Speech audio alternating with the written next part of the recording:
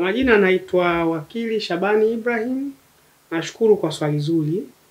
Ni kweli tupo katika mwaka wa uchaguzi, na kama ilivyo ada nchini mwetu imekuwa tangu tumepata uhuru tumekuwa tukifanya uchaguzi kila baada ya miaka mitano. Kuhusiana na hilo swala la chama kutaka kuzuia uchaguzi, na hisi ni tafsiri. Kwa kuwa maneno yale ni ya Kiingereza, twende moja kwa moja. Kama ni wao ndani ya utaratibu wa chama, na hisi linawezekana kwa kutokushiriki. Ila kwa kuzuia uchaguzi kama uchaguzi, sijaona lengo hilo, kwa sababu swala hilo ni la katiba na hakuna mtu ambaye anaweza akazuia uchaguzi. Kama hakuna mabadiliko, hakuna uchaguzi. Hawajasema kama hakuna mabadiliko tutazuia uchaguzi. Mimi nafikiri ni maneno ya Kiingereza, na sheria zetu ziko wazi, haziendani na matamshi.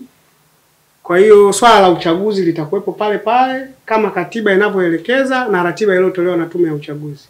Maana ya reforms ni mabadiliko.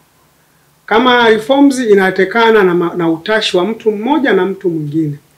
Kwa sisi ambao tumefanya chaguzi zaidi ya moja, tunaona mabadiliko.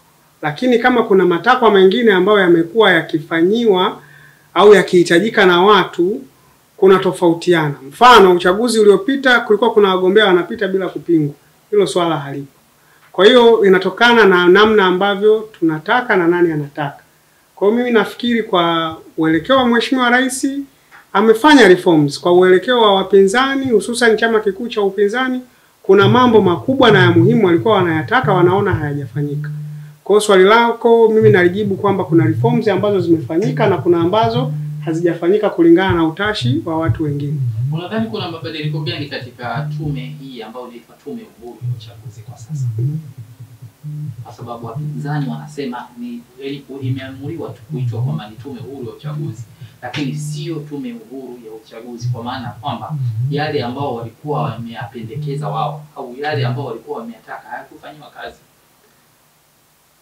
Nafikiri kuhusiana na jina na majukumu ni vitu viwili tofauti. Tume ya uchaguzi ni chombo ambacho kimeanzishwa kulingana na matakwa ya katiba yetu ibara ya 74 na majukumu yake yameonyeshwa mule. Kwa hiyo tunapozungumzia jina na majukumu tunachanganya mambo. Kwa hiyo kama tunazungumzia majukumu kulingana na kanuni na taratibu na yale mambo ambayo yamefanywa mabadiliko kulingana na maelekezo ya vyama vya siasa na wakati, inaweza ikawa tume mpya, Tume Huru ya Uchaguzi. Lakini lile ni jina tu, kwa sababu tume ni chombo ambacho kimeanzishwa kikatiba chini ya ibara ya 74 ya Katiba ya Jamhuri ya Muungano wa Tanzania. Unadhani wapinzani kwa ujumla wana nafasi au wana haki kwa sasa, au unadhani kwa sasa unapaswa kuiamini tume ambayo ilikuwa, kwa sababu ni tume ambayo mara nyingi wamekuwa wakipigia kelele kwamba wanaibiwa kwenye chaguzi zao tangu tumeanza kwenye mfumo huu wa vyama vingi? Wapinzani wamekuwa wakidai kwamba wanaibiwa wao kila siku. Wanaibiwa wao kila siku. Watende hiyo haki kila siku. Unadhani kwamba kwa sasa wana nafasi ya kuiamini hii tume ya uchaguzi ambayo inaitwa Tume Huru kwa sasa? Ni swala la imani, ni utashi wa mtu. Na mtu anaweza akachagua amwamini nani na asimwamini nani. Kulingana na madai na matakwa ambayo wanayaeleza, wana haki ya kutokuiamini.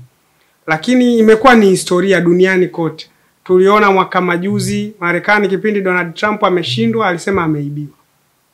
Tukaona Kenya baba Raila Odinga amekuwa akilalamika ameibiwa.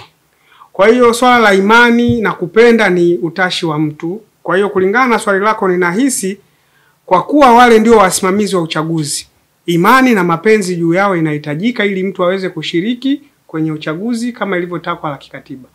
Kama ambavyo nimeeleza mwanzo, mimi ni wakili. Kwa hiyo ninafahamu kidogo masuala ya sheria na ninajua sheria. Kwa hiyo kama ningekuwa nimepewa nafasi ya kuunda tume, ningeiunda kulingana na matakwa ya Katiba ya Jamhuri ya Muungano wa Tanzania. Ila kama ningeambiwa nipendekeze, ningeshauri wajumbe na viongozi waandamizi wa tume ya uchaguzi wapatikane kwa njia shindani, sio kwa njia ya uteuzi.